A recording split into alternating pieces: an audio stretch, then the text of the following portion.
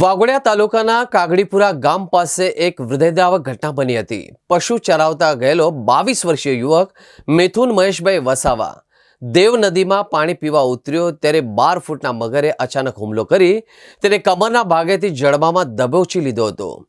મગર યુવકને ખેંચીને નદીના ઊંડા પાણીમાં લઈ ગયો અને કલાકો સુધી તેના મૃતદેહને મોઢામાં રાખી નદીમાં ફરતો રહ્યો, જેના વિડીયો સોશિયલ મીડિયામાં ખૂબ જ વાયરલ થયા હતા।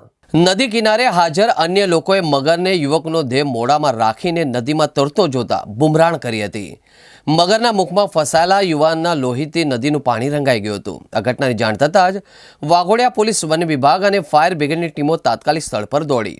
જોકે મગર વારંવાર પાણીમાં ઉતરી જતો હોવાથી રેસ્ક્યુ કામગીરીમાં ભારે મુશ્કેલીનો સામનો કરવો પડ્યો હતો। વ્યારા ગામના કાગડીપુરા વિસ્તારમાં રહેતો મિથુન વસાવા સીમમાં પશુઓ ચરાવવા ગયો। કાળઝાળ ગરમીના કારણે તરસ લાગતા તે પોતાની પાસે રહેલો પ્લાસ્ટિકનો કારબો લઈને પાણી ભરવા માટે દેવ નદીના કિનારે ઉતર્યો। પાણીની સપાટી નીચે છુપાયેલા મગરે એકાએક છલાંગ લગાવી યુવક પર હુમલો કર્યો। મગરે યુવકને કમરથી પકડી લીધો અને જોતજોતામાં તેને પાણીમાં ખેંચી લીધો હતો। આજે કાગડીપુરા ગામે મહેશભાઈનો દીકરો જે અહીંયા પાણી ભરવા માટે આવેલો અને ગાડી જે ધોરો ચાલતો હતો ત્યાંથી પાણી ભરવા આવ્યો, તો પાણી ભરીને જેવો નીકળવા જતો એમ જ મગરે હુમલો કરી અને એને પાડી દીધો અને પાડીને એને પકડીને લઈ ગયો।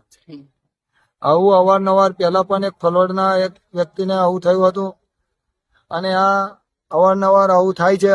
આ ચેકડેમથી 100% ફાયદો થયો છે, પણ એની સાથે સાથે આ ચેકડેમ પર જે ખરેખર એને બારું મૂકવું જોઈએ, બારાની કોઈ વ્યવસ્થા કરેલ નથી। આ ચેકડેમ ઓવરફ્લો થઈને જ પાણી નીકળે એવી વ્યવસ્થા રાખી છે। આગામી પણ અમે કલેક્ટરશ્રીને તેમજ ઉપલા જે તે અધિકારીને જાણ કરેલી હતી, છતાં પણ આજ દિન સુધી આ ડેમને કોઈ જાતનો બારું મૂકવામાં આવેલ નથી। ઓવરફ્લો થઈને જ પાણી નીકળે છે।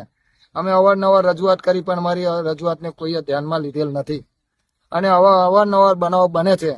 ખરેખર આ એક ખરાબ ઘટના બની ગઈ છે અને ખરેખર એના જવાબદાર કોણ? આ બનાવ કઈ જગ્યાએ બન્યો? આ બનાવ કાગડીપુરા અને ફલોર બેની વચમાં જે ડેમની આગળ લગભગ 500 મીટર જો આપ જોઈ શકશો એટલે દૂર જ આ બનાવ બનેલ છે। માટે અમારી એક માગણી છે કે આ જગ્યાએ આ ડેમને એક પાણીનો નિકાલ થાય એવું કંઈક એક હુપડી જેવું બનાવે એવી અમારી ગ્રામજનોની માગણી છે।